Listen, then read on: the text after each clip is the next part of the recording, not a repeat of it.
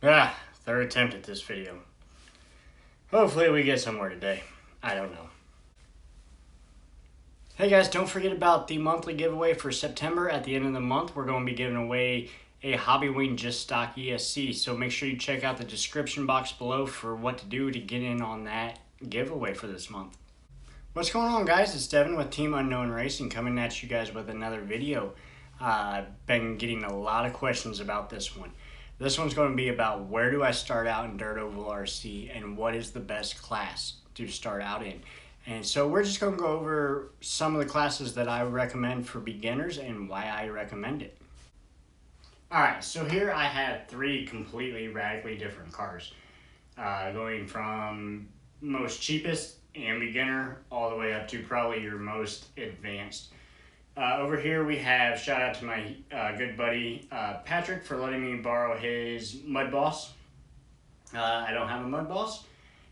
In the middle is my teammate and our team crew chief's street stock. And on the other side is my super late model. So we're going to dive into each of these cars and show you a little bit about them and help you understand each class that's out there. All right, to start out, we have the Mud Boss. That is probably your most entry-level class that you're going to get in dirt oval racing.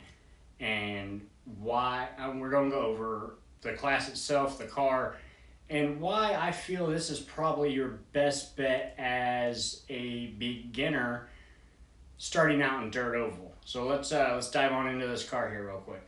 Okay, so we have the body off of the car. For those of you that are familiar with dirt racing, this will probably be recognized as, for you Eastern guys, it is an Eastern big block modified. Very popular up in the Pennsylvania, New Jersey, East Coast area. But what is underneath it is what we want to talk about here. Underneath of it is a bone stock slash two-wheel drive short course truck that you would get at any hobby shop. Every hobby shop carries a Drax. The cool thing about this class and why I'm going to recommend this class for you guys to start out, now keep in mind not every class or not every track has this class, so we will go over in the next car. Every track has that class. 90% of tracks out there will have the Mud Boss, especially on your East Coast and up north. It's very popular on these. And sometimes the Mud Boss can be broken down into a few different classes. You have your Mud Boss and then your slash late model is what I see a lot of. The slash late model is going to be the exact same thing that we're going to talk about, just with a dirt late model body slapped on top of it instead of a modified body.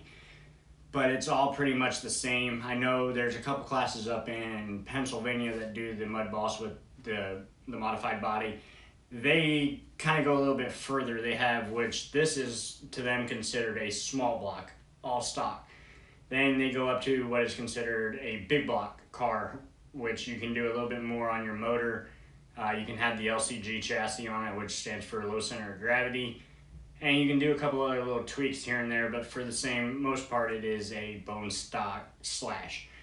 And what I mean by bone stock slash, I mean this thing has absolutely zero upgrades. You can see we do allow aluminum shock caps. That is just for reliability. The stock Traxxas the shock caps tend to fail very easily under oval racing conditions, so we go ahead and allow that just for reliability. It has absolutely no performance enhancements at all. The rest of the car is extremely stock. It is you have to race with the stock wheel and tire from Traxxas. You have to have the stock XL5 ESC as well as the stock 12T brushed Titan motor in it. You cannot have any adjustable arms in the rear to help with your rear steer, and Patrick did not clean this car out before he gave it to me, so rocks are not falling out. Cool. So we try to, or Dirt Oval community has tried to keep a class that is extremely affordable to those that are starting out. You don't have to worry about a lot of adjustments because, as like I said, you cannot change shocks on it. You have to use the stock Traxxas non-adjustable shocks. You can't even change springs on this. In this class, you have to stay with the white Traxxas springs on it. So like I said, you can put limiters in your shocks. As you can tell, this is a lot lower. I don't race this class. I race a handful of other classes, and I do track prep. So the more classes for me, the more I just can't handle racing multiple classes. But our track does run Mud Boss, and is probably one of the most hopping classes next to street stock, which we'll talk about next. But I do set up all of the cars, most of the cars for the people at my track. I personally have a setup that I don't give out a lot. There's a couple people that I have gotten it. If you are struggling, get a hold of me on the team Facebook page. I'll put a link down below and I'll help you out with that. But I really feel if your track offers a Mud Boss, I really strongly urge you to go to and pick up a Mud Boss because like I said, it is bone stock. You cannot go spending a ton of money on your speed controller, a ton of money on your motor. You can put in an aftermarket radio if you so wish. That does help out a little bit, more fine-tuned adjustments. But it keeps everybody on such a level playing field. And one of the reasons that I'm going to recommend this class is because of a few different reasons. I see this all the time is folks come out to an oval track and they will see a class like my super late model, which we just saw, or my Midwest mod. We'll go into those cars here in a few minutes, and see the fastest cars out there and jump into that class. And that honestly is what will drive you away as a very beginner, because you're going to realize you're going to spend $1,500 to build one car. Then you're going to go out and realize that you don't have a lot of driving experience, and that car is a way harder to handle. Most people think, oh, well, you just go in a circle. I can promise you there's more to it than that. So you're going to get frustrated with the driving of the car. You're going to end up crashing it. You're going to end up breaking it, and then you're going to end up selling it, and then you don't ever come back to RC.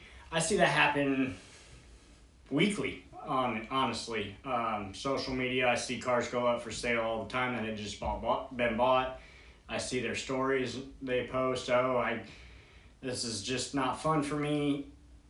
So take the time and build a Mud Boss and get familiar with oval racing and how to handle a car. So let's jump on into the next car real quick.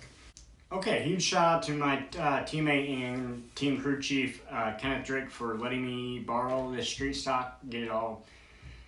I think I got the raw end of the deal on this one. We raced it this past weekend. I said, hey, I need to borrow that car for a video. He said, okay, here you go. I put it in my car. I get home and realize he didn't even clean it yet. I get it. He does all the cleaning at his house, not at the track. I do all the cleaning at the track at the end of the night. So I think I kind of got the raw end of the deal on this one. I got to clean his car for him, which I already did. But this right here is one step up from what we just talked about, the Mud Boss. And if your track doesn't have Mud Boss, 99% sure it will have street stock. Street stock is probably one of the most popular classes in America right now. So let's go ahead and dive on into this car here. So as you can see, it is street stock. This is a 1980 Monte Carlo body. This is a McAllister racing body. Very cheap body. The body is $24.99, I believe. Don't quote me on that. Very iconic street stock car. Now we're going on to the actual car itself, and you will see very similar differences to the Mud Boss that we just talked about. except this is a buggy based platform class, whereas the short course or the Mud Boss is a short course truck based class. So what we have here is a team associated B16D off-road racing buggy, like you would buy if you were going to go off-road racing at your local off-road track, or just get a buggy to bash around with. It still has the stock steel buggy plate on it, non-adjustable stock arms, front and rear. Difference between straight stock and Mud Boss is they do allow aftermarket shocks and aftermarket shock towers, both front and rear, so you can do endless adjustments on your shocks. Now moving on to the electronics, every class or every region is going to be a little bit different, but they keep it very spec wherever you go. Down here in Texas, it is a Blinky 13.5 class, and what I mean by Blinky is your speed controller, which controls your motor, your power, your speed controller. It's your computer. The computer has to be in Blinky mode, meaning non-adjusted. It's zero timing, zero boost, nothing advanced in it. And this actually has the Hobby Wing Just Stock ESC that we are doing in the giveaway at the end of the month. So make sure, once again, jump down to that description box and take a look at what's all involved in that. So, like I said, the speed controller is a Hobby Wing Just Stock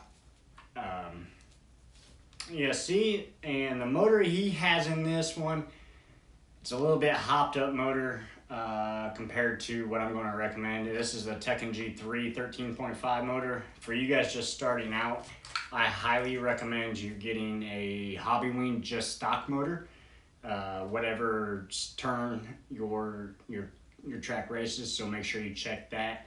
The ESC itself is about $60 in the motor. You can get a Just Stock combo ESC motor combo for under $100 on a main. I just saw it the other day, $94.99. This one's a little bit higher. The motor itself is probably about $140, so you're looking at about $200 there.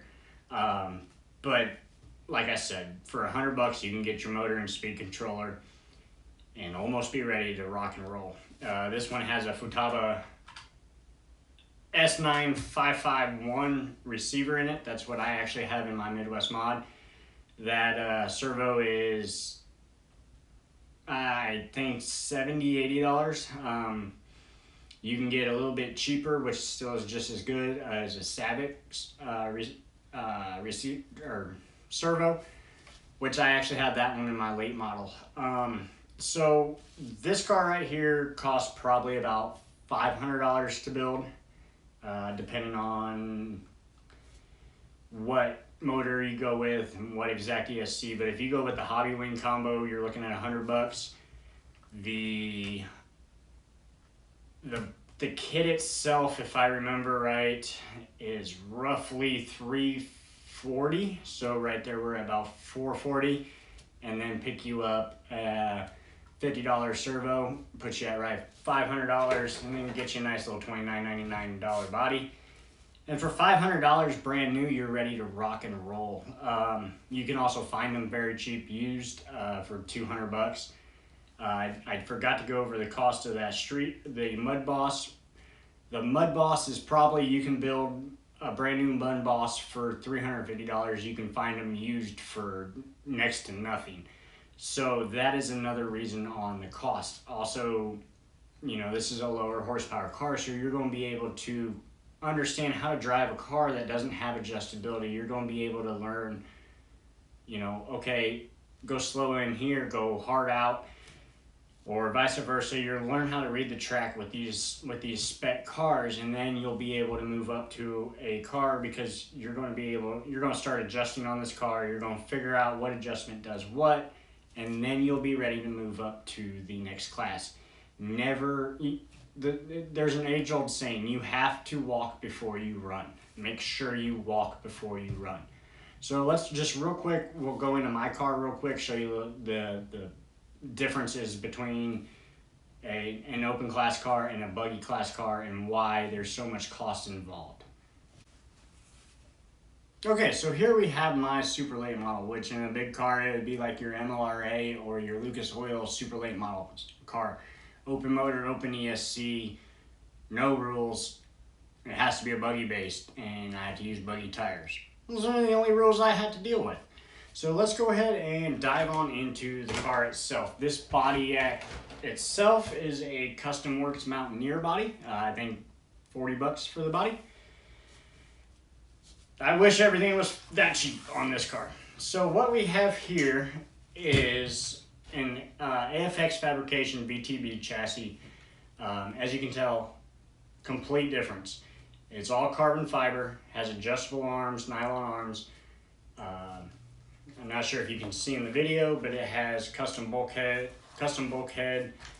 has a lay-down motor in it, or lay-down transmission in it, custom hubs on the rear, custom hubs on the front. The entire car is custom built, custom shock towers. This car, like I said, cost me $1,800 to build.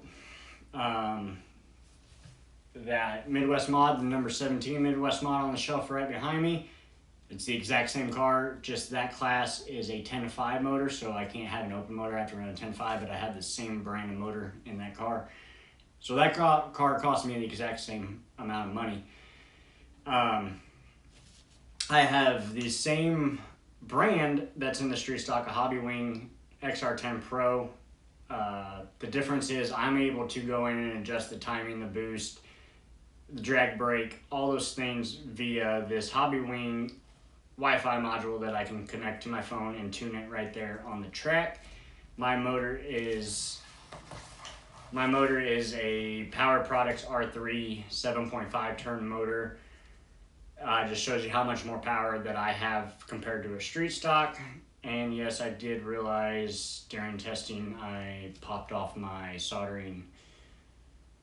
lovely soldering on my motor. I suck at soldering. So anyways, I need to fix that. I just noticed that.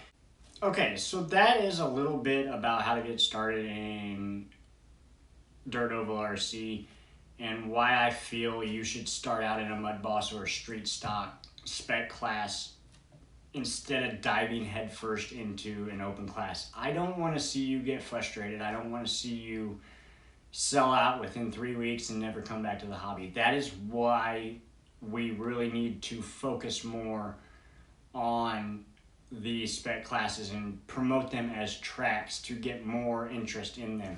Right now, all the tracks are focusing on the big cars, the big classes, and they're not putting any focus in on the spec classes to draw the beginners. There's no help out there for them. That's why I started doing this YouTube channel.